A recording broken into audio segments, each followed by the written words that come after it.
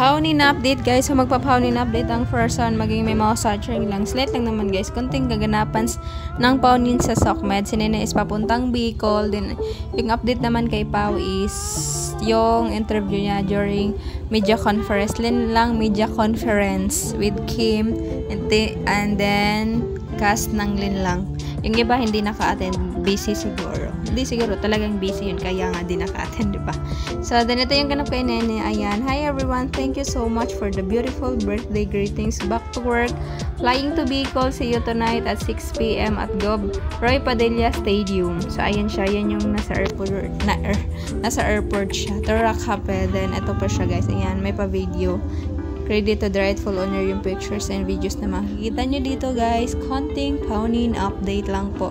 So, ito na yung part 2. Hindi part 2. Ito yung interview kay Pau. Then, actually yung tinanong dito is si Kim. Ano yung feeling nung katrabaho niya? First time si Paolo, then si JM, then is second time niya na daw nakatrabaho. Then sabi nga ni Kim Chu, parehas silang mahiyain. Pakinggan yung sinasabi ni Kim Chu guys.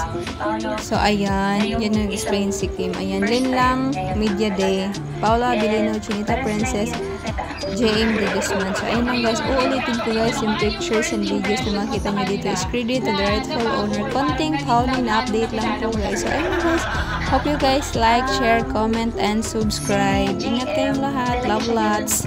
So ayun lang guys, ingat. By the way guys, ready to feel pain and pleasure. Mark your calendars for the hashtag Ginlang Watch Party this October 5, 7 p.m. How to join, follow Prime Video on Facebook and Twitter. Wait for our Prime Video Watch Party link and at 7 p.m. October 5, 2023. Click the link to join the stream and live chat. So Prime Video Philippines. So ayun lang guys.